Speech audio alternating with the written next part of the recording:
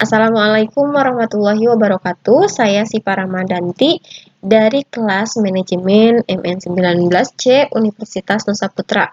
Nah, adapun tujuan dari pembuatan video kali ini adalah untuk memenuhi salah satu tugas mata kuliah dari teori portofolio dan analisis investasi yang diampu oleh Bapak Dr. Gustian Juanda. Nah, di sini saya akan membahas tentang efisiensi pasar dan evaluasi saham. Nah, di sini saya akan membahas terlebih dahulu tentang efisiensi pasar. Efisiensi pasar adalah hubungan antara harga-harga sekuritas dengan informasi. Konsep ini membahas bagaimana pasar merespon informasi-informasi yang masuk dan bisa mempengaruhi pergerakan harga sekuritas menuju harga keseimbangan yang baru. Nah, ada beberapa alasan yang menyebabkan pasar menjadi efisien, yaitu yang pertama adalah investor seorang diri tidak dapat mempengaruhi harga dari suatu sekuritas. Kemudian yang kedua adalah informasi tersedia secara luas kepada semua pelaku pasar pada saat bersamaan dengan harga untuk memperoleh informasi tersebut murah. Kemudian informasi dihasilkan secara acak dan tiap-tiap pengumuman informasi sifatnya random satu dengan yang lainnya. Kemudian yang terakhir adalah investor bereaksi dengan menggunakan informasi secara penuh dan cepat sehingga harga dari sekuritas berubah dengan semestinya, mencerminkan informasi tersebut untuk mencapai keseimbangan yang baru. Nah, apabila kondisi tersebut tidak terpenuhi, maka pasar menjadi tidak efisien karena hal berikut, yaitu yang pertama, terdapat sejumlah kecil pelaku pasar yang dapat mempengaruhi harga dari sekuritas. Kemudian, harga dari informasi tersebut mahal dan terdapat akses yang tidak seragam antara pelaku pasar yang satu dengan yang lainnya terhadap informasi yang sama. Kemudian yang terakhir yaitu informasi yang disebarkan diprediksi dengan baik oleh sebagian pelaku-pelaku pasar. Nah, kemudian ada bentuk-bentuk efisiensi pasar. Terbagi menjadi dua, yaitu yang pertama ada efisiensi pasar secara informasi, kemudian yang kedua yaitu efisiensi pasar secara keputusan. Nah, efisiensi pasar secara informasi yaitu yang pertama ada efisiensi pasar bentuk lemah. Jadi, jika harga-harga dari sekuritas tercermin secara penuh informasi masa lalu. Kemudian yang kedua yaitu efisiensi pasar bentuk setengah kuat. Yaitu jika harga-harga sekuritas secara penuh mencerminkan suatu informasi yang disebarkan termasuk informasi yang berbeda di laporan keuangan perusahaan. Kemudian yang terakhir adalah efisiensi pasar bentuk kuat. Jadi, jika harga-harga sekuritas secara penuh mencerminkan semua informasi yang terjadi termasuk informasi privat. Nah, kemudian yang kedua yaitu ada efisiensi pasar secara keputusan, yaitu yang pertama ketersediaan informasi dan yang kedua yaitu kecanggihan pelaku pasar. Kemudian kategori pengujian efisiensi pasar, yaitu yang pertama ada pengujian pendugaan return, yaitu adalah seberapa kuat informasi masa lalu dapat memprediksi return masa depan, yaitu dengan cara yang pertama pengujian secara statistik yang dilakukan dengan menguji independensi dari perusahaan-perusahaan harga sekuritas dengan 3 cara, yaitu yang pertama ada pengujian menggunakan korelasi regresi linier, yaitu tujuannya untuk menguji tidak adanya hubungan antara harga dengan return sekarang atau mendatang. Kemudian yang kedua adalah pengujian run atau perubahan nilai, adalah urutan tanda yang sama dari perubahan nilai. Jadi misalnya harga perubahan sekuritas yang meningkat yaitu diberi tanda dengan tanda positif. Kemudian perubahan yang menurun diberikan tanda negatif, dan harga sekuritas yang tidak berubah diberi tanda 0. Kemudian untuk yang ketiga yaitu pengujian siklikal, yaitu pola lain yang terjadi ketika pasar tidak efisien bentuk lemah. Kemudian yang kedua yaitu pengujian secara aturan perdagangan teknis, yaitu untuk pasar yang tidak efisien bentuk lemah, pergerakan return atau harga sekuritas dari waktu ke waktu mempunyai pola yang tertentu.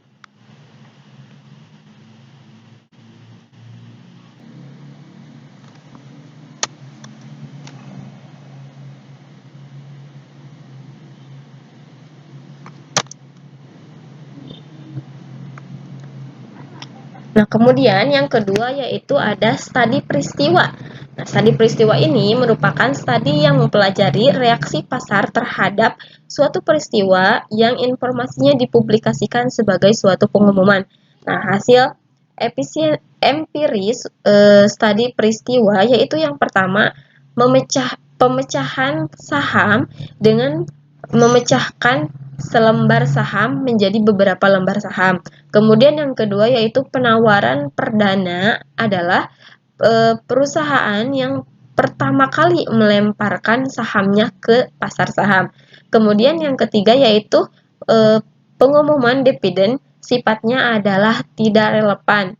Jadi di dalam penentuan nilai dari perusahaan yang mengkaji kandungan informasi dari dividen. Kemudian yang terakhir yaitu informasi akuntansi, yaitu perusahaan merupakan nilai sekarang dari aliran-aliran kas selain arus kas informasi akuntansi yang lain juga digunakan oleh massa. Kemudian yang ketiga yaitu pengujian informasi privat, yaitu merupakan pengujian pasar efisien bentuk kuat, tetapi informasi ini merupakan informasi yang tidak dapat diobservasikan secara langsung, yaitu dengan cara yang pertama, insider trading, yaitu merupakan perdagangan sekuritas yang dilakukan oleh orang dalam perusahaan.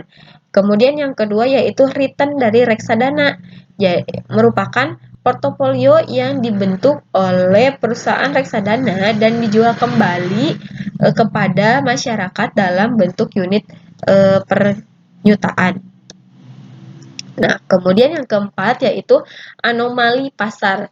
Anomali pasar ini adalah sebagai teknik atau strategi yang tampaknya bertentangan dengan pasar efisiensi. Hal ini juga terjadi untuk perusahaan yang kecil.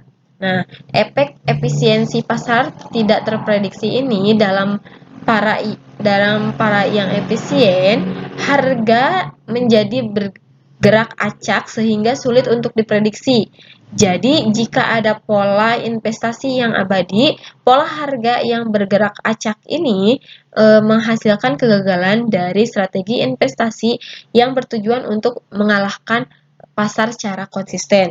Kemudian tantangan untuk efisiensi pasar yaitu yang pertama ada investor yang terus-menerus berhasil mengalahkan pasar, kemudian ada manajer investasi yang memiliki rekor lebih baik dibanding dengan yang lainnya.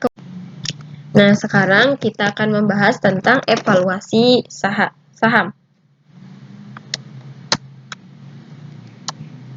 Nah, penilaian saham. Jadi secara umum dikenal adanya 3 jenis nilai saham, yaitu yang pertama ada nilai buku. Nah, nilai buku ini merupakan hal yang dihitung berdasarkan pembukuan perusahaan penerbit saham atau emiten. Kemudian yang kedua yaitu nilai pasar. Jadi nilai pasar ini adalah harga suatu saham di pasar. Kemudian yang ketiga yaitu nilai intrinsik atau nilai teoritis, yaitu merupakan nilai saham yang sesungguhnya atau yang seharusnya terjadi. Kemudian Pengambilan keputusan investasi yang dilakukan oleh investor akan melibatkan informasi nilai saham tersebut, yaitu yang pertama, apabila nilai intrinsik saham lebih dari nilai pasar, maka saham dikatakan under value, dan ini merupakan indikator beli. Nah, jadi yang kedua yaitu apabila nilai intrinsik saham kurang dari nilai pasar, maka saham dikatakan over value, dan ini merupakan indikator jual. Nah, discounted cash flow model atau present value of dividend model, yaitu nilai saham adalah present value manfaat yang akan diterima karena memiliki saham tersebut. Jadi, jika investor membeli saham dan menyimpannya sampai waktu tidak terhingga, maka akan terjadi seperti pada rumus ini, di mana PO itu adalah nilai intrinsik saham, kemudian D1, D2 itu adalah dividen yang diterima, kemudian KS itu adalah tingkat return yang disyaratkan. Nah, macam discount cash flow model ini, yaitu yang pertama ada model pertumbuhan atau no dividend, tidak bertumbuh. Kemudian yang kedua adalah model pertumbuhan konstan. Jadi pada umumnya dividen bertumbuh sesuai dengan tingkat pertumbuhan perusahaan. Asumsi ini biasanya diterapkan pada perusahaan yang telah mapan atau memiliki tahap kedewasaan. Kemudian ada faktor yang mempengaruhi pertumbuhan dividen, yaitu pertumbuhan earning per share atau EPS, yaitu pertumbuhan EPS sendiri dipengaruhi oleh yang pertama ada inflasi, kemudian jumlah penghasilan yang diinvestasikan kembali, kemudian tingkat keuangan model sendiri atau return on equity atau ROE. Nah, pertumbuhan dividen dihitung dengan rumus, nah G atau sama dengan Global Ratio dikali ROE, di mana flowback ratio ini dihasilkan dari 1 dikurangi dividen payout ratio.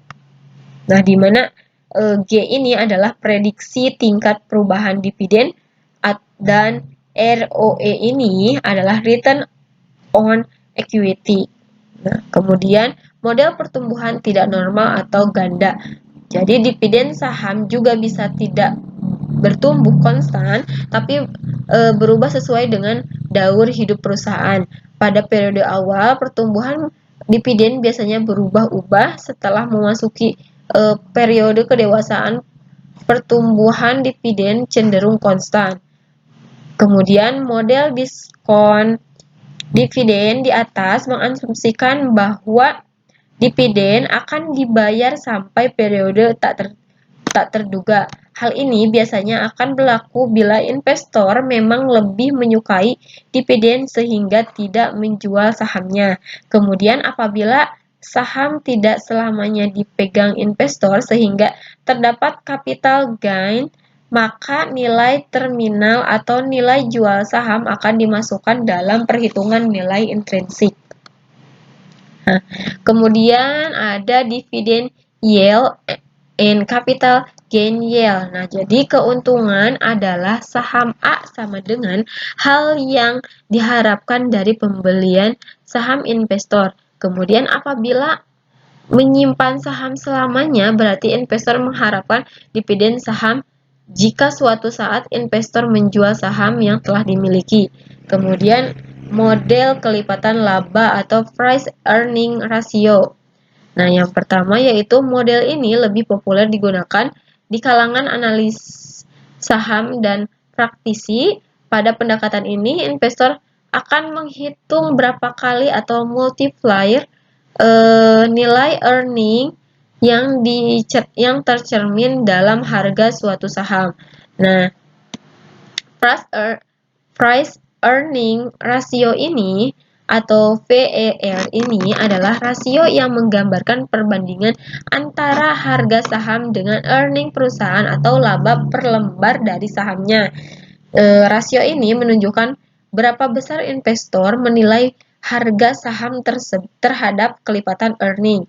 Dari rumus tersebut, maka dapat dilihat bahwa faktor-faktor yang menekankan bersanya first adalah, yaitu yang pertama, rasio membayar dividen terhadap earning atau D1 dibagi E1, di mana VER akan berhubungan positif. Kemudian yang kedua yaitu tingkat pengembalian yang disyaratkan atau KS, di mana VER ini akan berhubungan negatif. Kemudian yang terakhir yaitu tingkat pertumbuhan dividen atau G, di mana VER ini akan berhubungan positif. Nah, strategi portofolio saham. Strategi portofolio saham yang dapat dipilih investor dapat berupa strategi aktif atau strategi pasif. Nah, kita akan membahas tentang strategi aktif terlebih dahulu.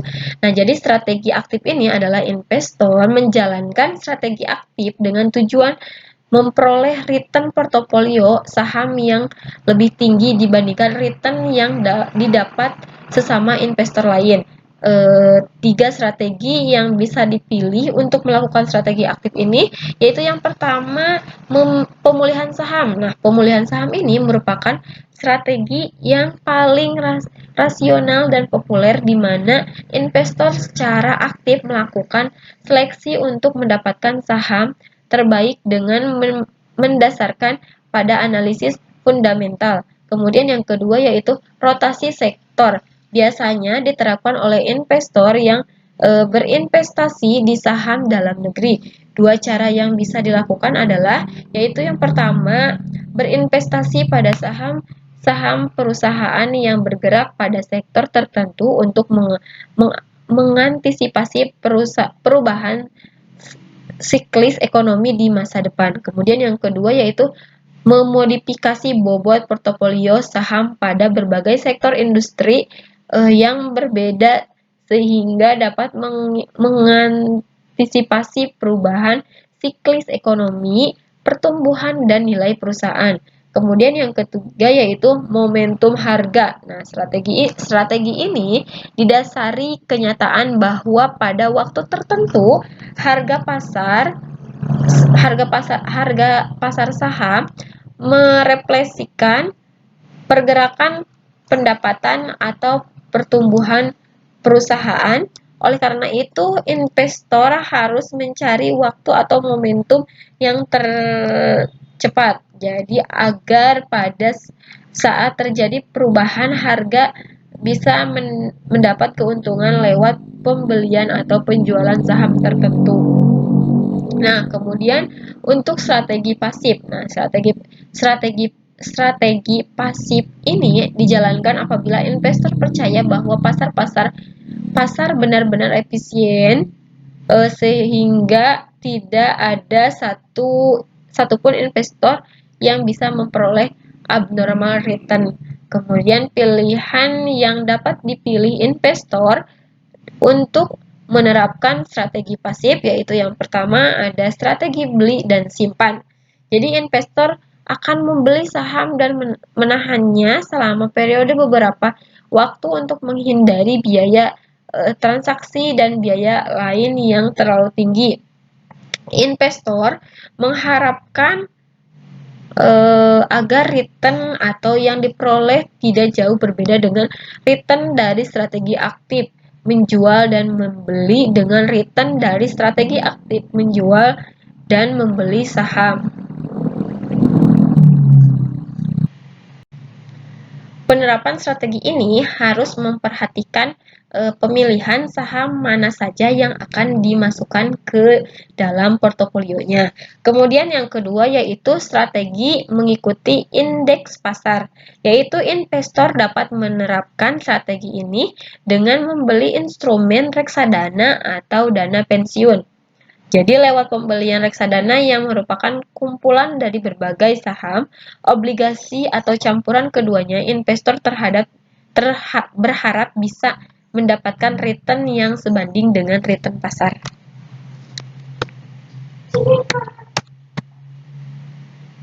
Mungkin cukup sekian video dari saya. Mohon maaf apabila ada kesalahan. Wassalamualaikum warahmatullahi wabarakatuh.